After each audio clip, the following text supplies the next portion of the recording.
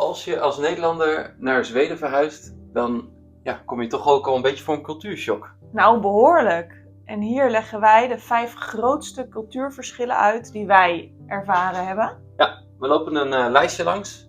En dan weet jij aan het eind van deze video een beetje meer wat je kan verwachten als je in Zweden komt te wonen. Ja. Kijk lekker mee.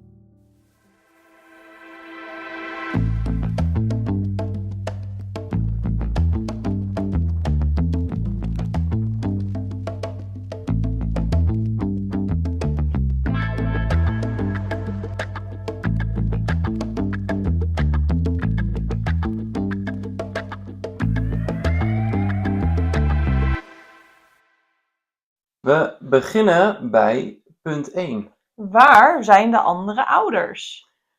Dat Ja. is vooral voor ons natuurlijk. Wij hebben kinderen. In Nederland hadden we ook al net 3 kinderen op school. En dan ben je heel erg gewend om alle andere ouders eigenlijk steeds bij het schoolplein ook weer te zien. Bij het brengen, bij het halen. Je maakt even een praatje met iedereen. De school betrekt de ouders ook best wel bij verschillende activiteiten. Zeker. Ze leunen eigenlijk ook wel heel erg op de ouders. Ja. Waardoor je eigenlijk gewoon heel erg in contact staat met de andere ouders. Je weet eigenlijk al vrij snel welk kind bij welke ouder hoort. Je krijgt gewoon even op zo'n schoolplein al snel te zien, oh ja, dat vriendje van je kind loopt naar die, oh, dat is dan de vader of dat is dan de moeder. En door de tijd heen leer je die mensen ook al beter kennen, want dan heb je even een kletspraatje aan het schoolplein. Ja. En waarom is dat nou zo'n cultuurshock dan hier? Nou, de kinderen komen allemaal met de bus. Dat is natuurlijk al een heel groot verschil. Dus wij brengen de kinderen dan helemaal in het begin. Nu lopen ze vaak ook zelf. Maar wij brachten de kinderen. En er is echt een enkele andere ouder die je dan tegenkomt. Maar veelal gaan de kinderen gewoon met de bus, met de schoolbus. En daarbij is het ook nog eens dat de school gewoon zoiets heeft van wij zijn de school en alle activiteiten die hier op school plaatsvinden, die regelen wij. En dat doen ze veelal zonder hulp van ouders. Een enkele keer wordt er wel eens gevraagd, als er bijvoorbeeld geschaatst wordt, van zijn er ouders die eventueel mee willen om te kunnen helpen met het strikken van de schaatsen. Maar het is niet dat een activiteit daar wel of niet door kan gaan als er geen ouders beschikbaar zijn. Wat nu wel leuk is, want wij zijn in 2022 zijn wij geëmigreerd. En nu, in 2025, zijn alle kinderen bij ons al best wel veel bij kinderfeestjes betrokken geraakt. Tenminste, de oudste 3 van onze 5. Ja. En zeker nu de laatste maanden merk je dan dat je eigenlijk best wel vaak bij zo'n kinderfeestje dan de ouders treft. En dan voel je dat eigenlijk langzaam wel, maar ook gewoon wel net zo gaat. Alleen het kost meer tijd. Ja, inderdaad. En bij de First Schoolan ging het sowieso wel sneller, omdat je daar wel altijd alle ouders ziet. Ja. Je brengt en je haalt je kinderen daar. En Precies. dat gaat niet met schoolbussen. Er worden ook best wel vaak dingen georganiseerd bij de First Schoolan. Waardoor je andere ouders ziet. Dus daar zit wel echt een verschil tussen ook. Maar met de school merk je inderdaad dat het vooral met de kinderfeestjes op gang kwam. En de sporten. Ja. De jongens gingen voetballen. En je ziet eigenlijk wel steeds dan weer de ouders van school. Je ziet ze bij de zwemles. Je ziet ze bij de tafeltennis. Je ziet ze bij de voetbal. Bij de innenband nu. Is ook, weet je komt ook weer andere ouders tegen. Maar ook altijd wel weer een aantal dezelfde ouders.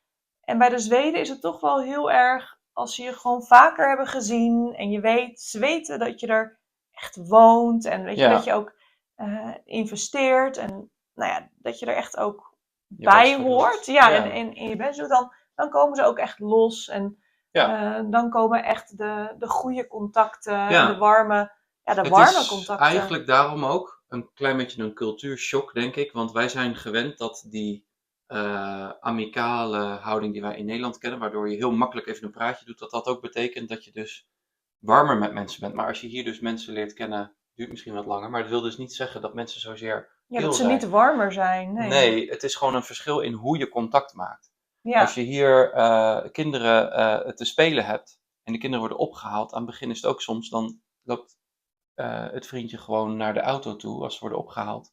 En de ouder heb je dan nog eigenlijk amper gesproken. En dat is pas als ze je beter kennen, Ja. Dan stappen ze inderdaad gewoon lekker de auto uit. Ze maken een praatje. Ja. En...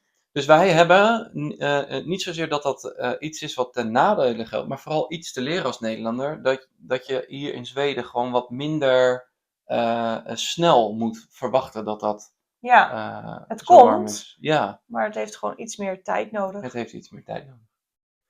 We gaan naar punt 2 op onze lijst. Fulltime is de norm. En dat is ook een cultuurshock. Want, echt wel, hè? Ja, in Nederland werken toch heel veel mensen parttime. Ja. Iets wat wij ook allebei deden.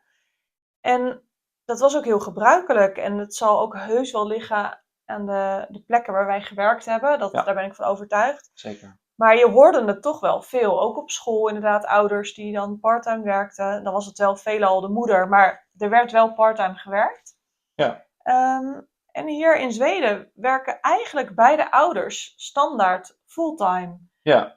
Wat je hoort, wat je ziet. Ja, vacatures die eigenlijk allemaal fulltime mensen zoeken.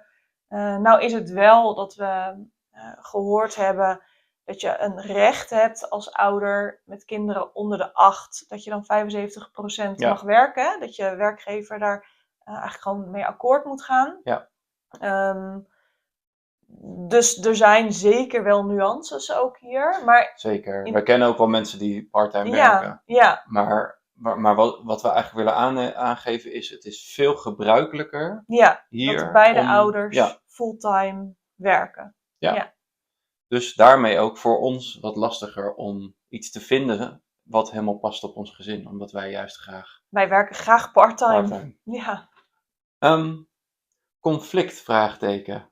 Hoe gaan ze hier om met conflicten? Of vermijden ze? Nou, ze vermijden behoorlijk conflicten hier. Het is echt... Ongelooflijk. Ongelooflijk, ja. Als Nederlanders die gewoon super direct, recht voor zijn raap, geen blad voor de mond. Nou, je kan van alles vertellen. Ja. Maar dat is wel echt het beeld over Nederlanders. Ja.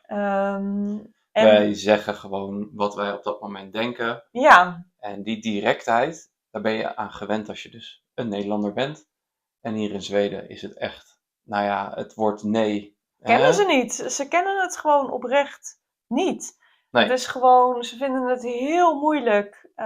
Ze willen graag iedereen tevreden houden altijd. En als je een nee zegt, kan dat natuurlijk hard overkomen voor de ander. En dat vinden ze lastig.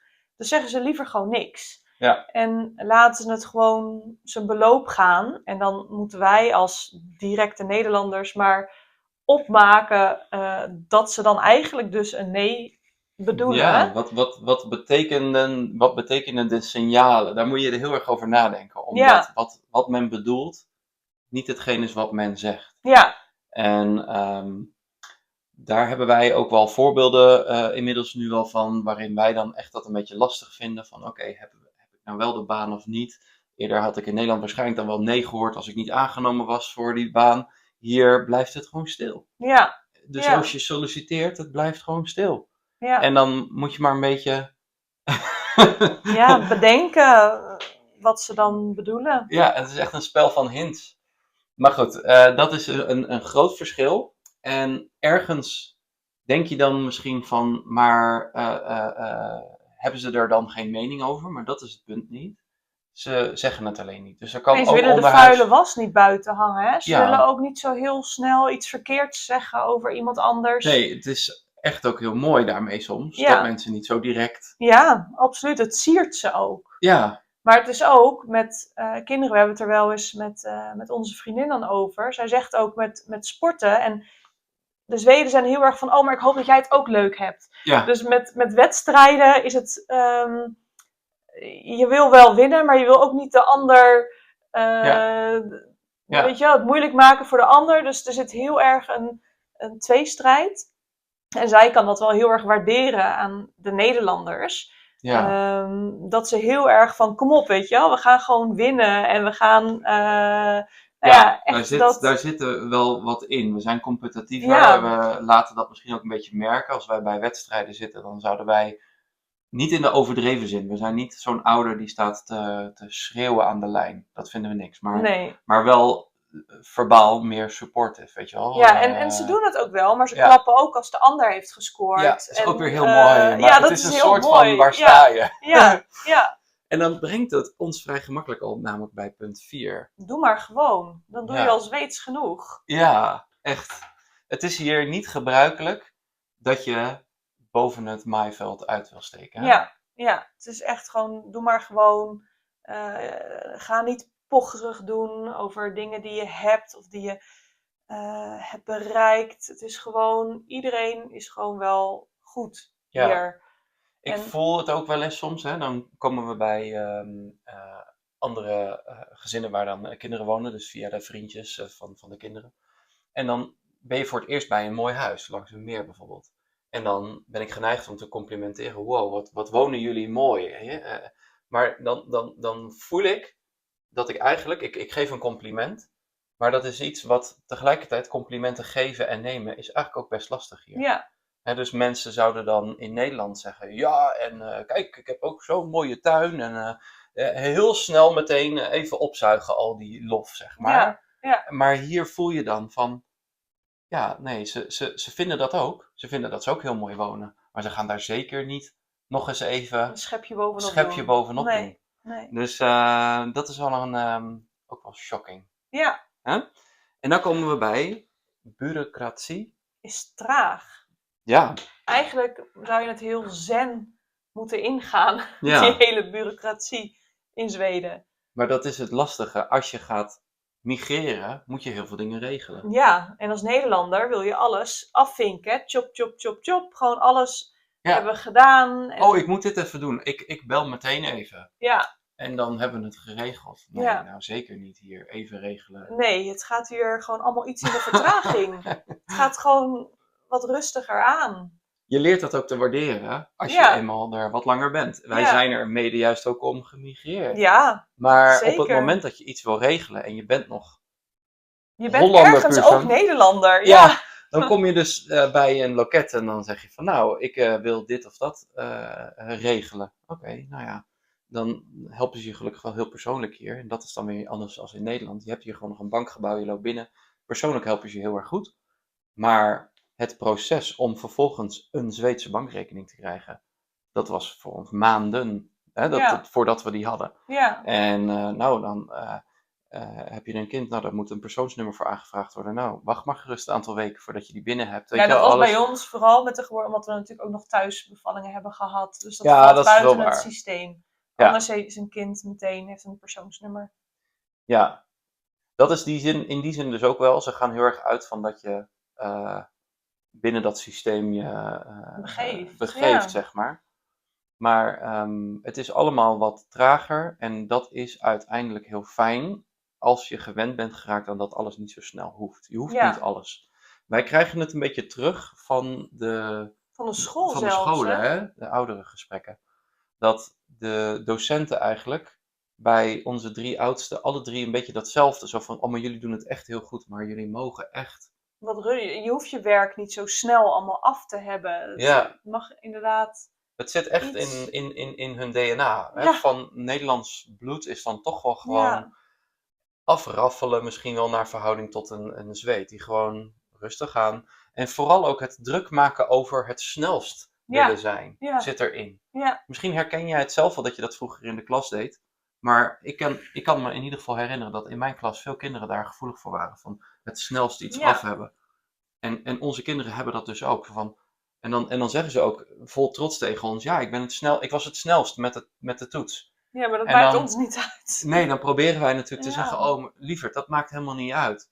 Maar ergens hebben we dat onbewust toch ook doorgegeven. Ja. Het zit in je als Nederlander om altijd maar volle vaart. Ja. En dat vertaalt zich eigenlijk in stress. Toch? Dat is eigenlijk helemaal niet ontspannen. Nou hebben wij, verrassing, nog een punt. Nou, dat was eigenlijk, we kwamen hier natuurlijk in Zweden en onze kinderen gingen naar school. En dan horen daar ook verjaardagen bij op een gegeven moment. En dat verbaasde ons ook heel erg, want er wordt niet getrakteerd. op school. Ja. In Nederland ben je toch wel gewend dat er tractaties zijn. En dan was het ook nog eens dat je eigenlijk de leukste, mooiste, beste tractatie wilde voor je kind. Ja. En dat werd een soort van wedstrijd ook met ouders onderling bijna. Zo, nou, in ieder geval zo voelde dat soms. De kinderen stimuleerden dat natuurlijk door heel erg, wauw, en dit heb ik gekregen. En dan krijg je dat ook weer een opbluff idee wordt. Ja, en dan wil je niet met iets heel simpels aankomen. Dan wil je ook je best ervoor doen. En ergens vind je dat natuurlijk ook gewoon leuk om te doen voor je kind. Maar je voelt ook een soort druk. En dat doen ze hier niet. Nee. Er is gewoon geen tractatie. Er wordt wel stilgestaan bij de verjaardag. Ja. Er wordt gezongen voor een kind. En bij ons in de klas krijgen ze dan een kaart. Inderdaad, waar ook op staat dat ze jarig zijn. Ja. En felicitaties. En ze krijgen een klein cadeautje van de juf. Ja. En dat is dan vaak een potlood of een gum. Of in ieder geval iets nuttigs ook. Waar ze heel blij mee zijn ook. Zeker. En ze mogen een klein activiteitje kiezen vaak of zo. Nee, dat is dan bij Liam. Dat is per klas verschillend. Oh, dat is per klas verschillend. Dat is per juf of meester, hoe ze daarmee omgaan. Ja. Maar er wordt op een hele andere manier stilgestaan bij de verjaardag. Ja. Daarbij is het ook nog eens dat er allergieën zijn. En dat is inderdaad, dat kunnen we er ook al bij vermelden. Nou. Er wordt hier heel secuur omgegaan met allergieën. Secuur is een woord mooi wat je ervoor... woord, bijna een klein beetje krampachtig zou je bijna kunnen zeggen. Maar ergens vind je het ook mooi dat ze zo rekening houden. Ja, de hele school is noot- en pindavrij. Ja. Als er fika's meegenomen mogen worden omdat ze een activiteit hebben of wat dan ook, dan mag het absoluut geen noten of pinda's bevatten. Het broodje pindakaas uit Nederland is echt een no-go. Nee, moeten we niet meegeven. In Zweden. Bij kinderfeestjes of überhaupt als ze spelen bij vriendjes, wordt er eigenlijk altijd gevraagd van, mag je kind eigenlijk alles hebben of heeft het allergieën? Dat is hier echt een heel groot onderwerp. Heel groot onderwerp, ja. En dat geeft eigenlijk ook weer inzicht. Ik koppel hem er toch ook nog even aan. Dat als er hier iets gebeurt, dat er snel een verandering achteraan moet komen. Van, er is een kindje van een glijbaan afgevallen. Dan moeten we daar ook meteen even iets op doen, zodat dat niet meer kan gebeuren. Het is de dunne lijn tussen overbeschermend willen zijn en secuur willen omgaan met dingen. Dus ergens is het heel erg mooi dat het nu niet kan misgaan voor het kind dat allergisch is.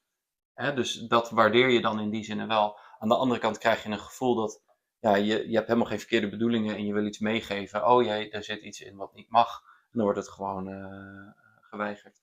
Dus, maar goed punt inderdaad, om dat eraan te koppelen nog. Ja. Nou, best shocking wat we zo met elkaar eigenlijk aan cultuursverschillen hebben, toch? Tussen Nederland en Zweden. Wat misschien ogenschijnlijk vrij vergelijkbaar qua cultuur lijkt. Ja, is toch je ziet er toch wel hetzelfde uit. Inderdaad, qua uiterlijk, qua doen en laten op het eerste gezicht. Maar er zitten wel degelijk verschillen in. Ja. Wat vond jij van de punten waarmee wij zijn gekomen? Heb je zelf punten waarvan je denkt, dat vind ik echt shocking? Ja, vul ze vooral aan. Vul ze aan. En als je herkenning voelde bij een van deze punten, gooi het eruit in de comment section. En bedankt ook weer voor het kijken. Tot de volgende. En tot de volgende. Hey.